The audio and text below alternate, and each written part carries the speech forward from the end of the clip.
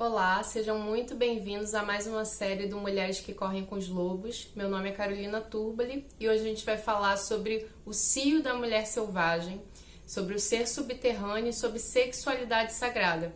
Então, se você ainda não se inscreveu no meu canal, se inscreve para que você receba as notificações sempre que eu postar um vídeo. O meu canal se chama Terapia e Transformação, então aqui você vai ver muito sobre coisas, ferramentas e tudo mais que você pode fazer para autocura, para transformação pessoal, para crescimento da alma. Então, para começar, quem é esse ser subterrâneo que povoa o imaginário feminino? Esse ser que muitas vezes a gente tem vergonha de olhar, esse ser que é marginalizado socialmente. A mulher está o tempo todo sendo dita para que o sangue dela não é sagrado, que o sangue dela é sujo, que ela precisa passar sabonete íntimo, que ela precisa ter um perfume bom, que ela precisa esconder o próprio cheiro, que ela precisa depilar os pelos dela para não ter uma aparência suja. Então, quem é esse ser subterrâneo que é o tempo todo visto como sujo socialmente? E a Clarissa começa esse capítulo trazendo uma analogia muito bacana, que em inglês a palavra dirty, que tem o significado de sujo, ela também tem o significado de safado. Então, a safadeza e a sujeira estão associadas no inglês, mas não é só no inglês, né? É uma acepção mundial, se assim a gente pode dizer. E essa acepção mundial que coloca a sujeira como safadeza e a safadeza como sujeira, ela faz com que nós mulheres sejamos acostumadas a buscar uma aparência limpa, uma aparência sóbria e que a gente esconda o nosso próprio cio, porque o cio da mulher é muito parecido com o cio da lua, né? Nós temos 4 fases, assim como a lua, e dentro dessas 4 fases a gente tem momentos onde a gente está com muita libido e momentos em que a gente está com pouca ou nenhuma libido, ou que a nossa libido, a nossa energia criativa está direcionada para outras coisas que não a sexualidade. E muitas vezes, socialmente, e até as mulheres que são heterossexuais e que têm parceiros homens, não respeitam esse cio interno e acabam se submetendo a relações subsexuais que elas não estão com vontade de fazer para respeitar o desejo e o cio do outro e não respeitam o próprio desejo. E essa história, ela começa lembrando pra gente a importância de estar com outras mulheres e vivenciar essa sexualidade de forma sagrada, falando sobre ela, falando besteira, falando dos nossos desejos, dos nossos fetiches, de tudo aquilo que a gente guarda e que a gente não compartilha. Ter esse momento para falar sobre os nossos desejos e chegar na risada medicinal, na risada sagrada.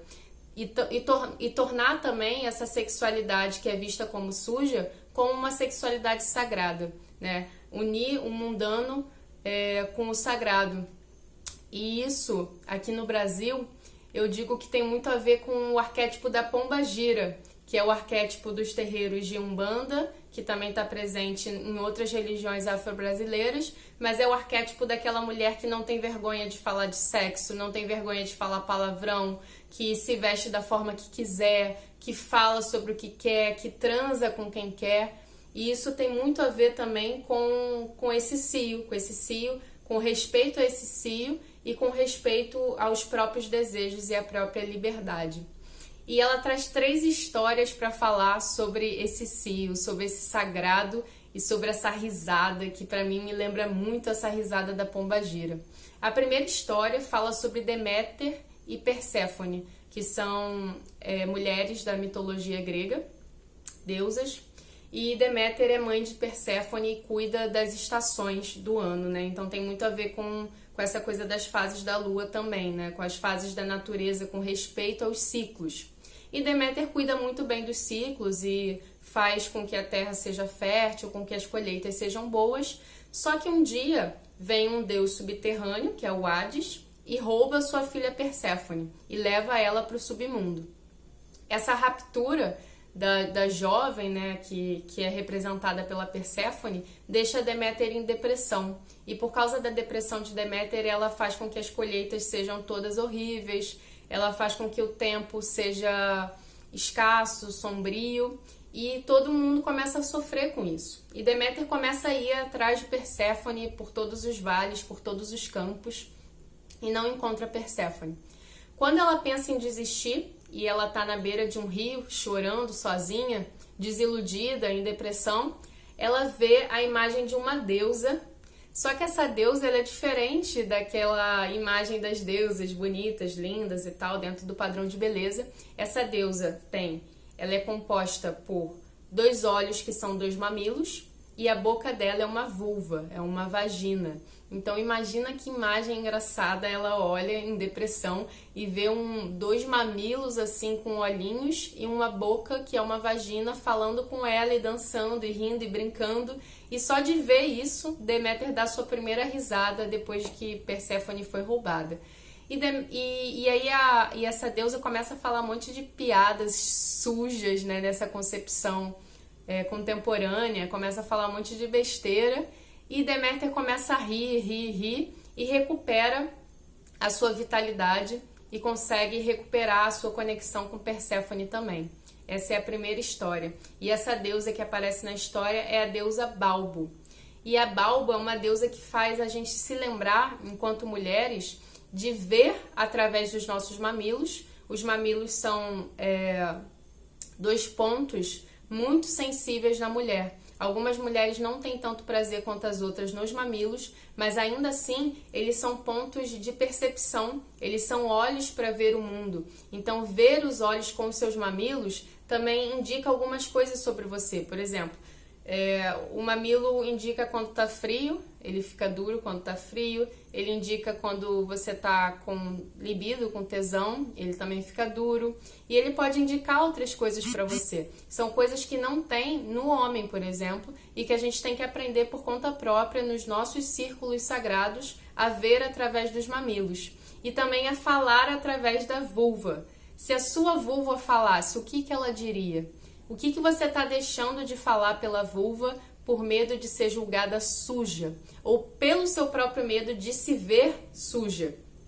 Como você está lidando com a sua menstruação? Você continua achando que o sangue é uma coisa suja? Você continua evitando de olhar para o seu sangue? Você continua evitando de olhar para os seus ciclos e perceber que o sangue é uma renovação no ciclo da mulher? Isso são alguns temas que a Balbo traz. E ela traz outras histórias também. Essa história é específica sobre a Balbo, mas tem outra que eu gosto muito, que fala sobre o masculino, e é uma coisa que a gente só pode conversar entre mulheres. Então, se tiver algum homem vendo o vídeo, me perdoe, essa história não é minha. Fala sobre o coiote, que era um homem que estava na cama e de repente o seu pau, né, o seu órgão sexual, decide sair do seu corpo e andar pelas matas sozinho. Ele fica cansado de estar ali, fica entediado e começa a andar pelos matos e tal, fica super feliz andando pela estrada, quando de repente ele cai num arbusto cheio de espinhos e ele é todo picado por urtigas e começa a coçar muito, então ele começa a se esfregar nas urtigas para tirar aqueles espinhos, mas ele fica coçante. Então quando ele volta pro coiote, ele volta ainda coçando e o coiote fica procurando ele por todas as partes. E essa história já me dá vontade de rir. Explica por que os homens, por que o pau é um órgão que está sempre coçando como se quisesse se esfregar em alguma coisa.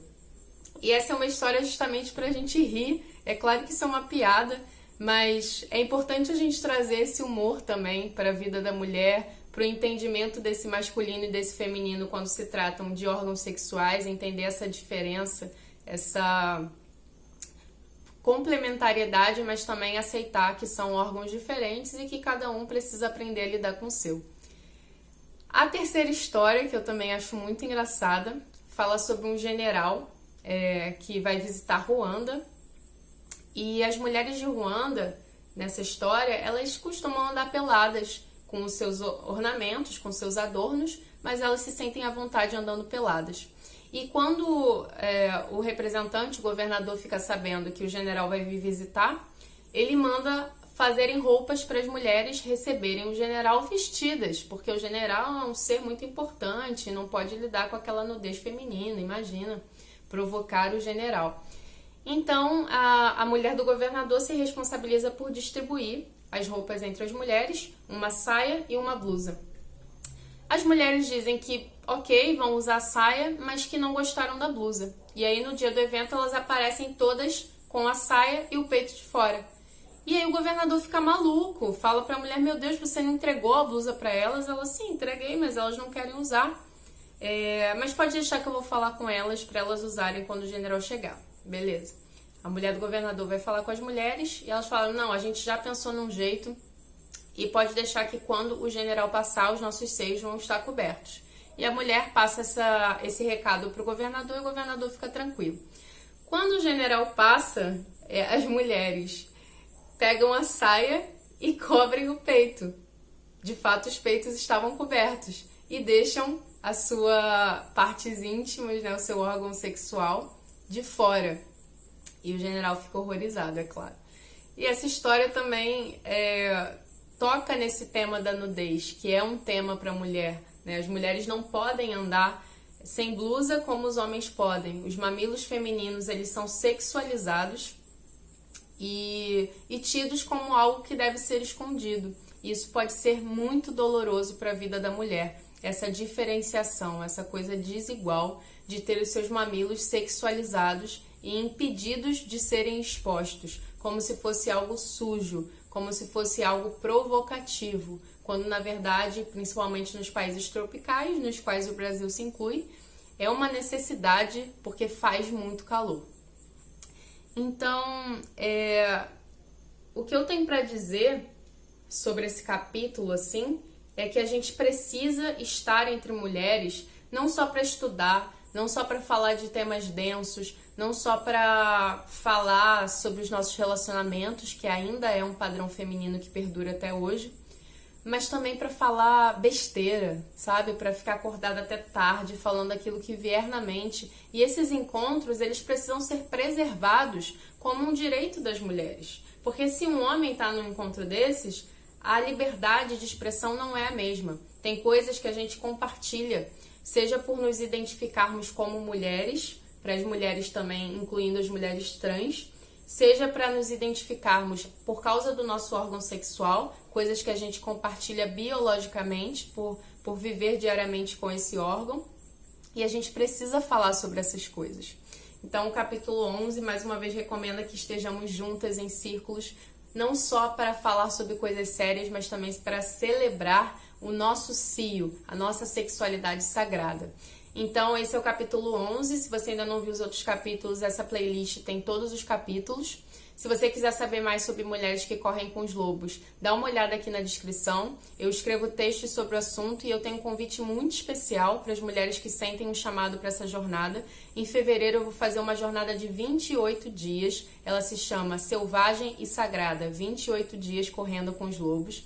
Essa jornada vai acontecer através do Telegram e a gente vai ter exercícios diários para fazer e para compartilhar no grupo. Com certeza vai ser um fevereiro de muita transformação para todas nós. A gente está precisando nesse momento que a gente está vivendo.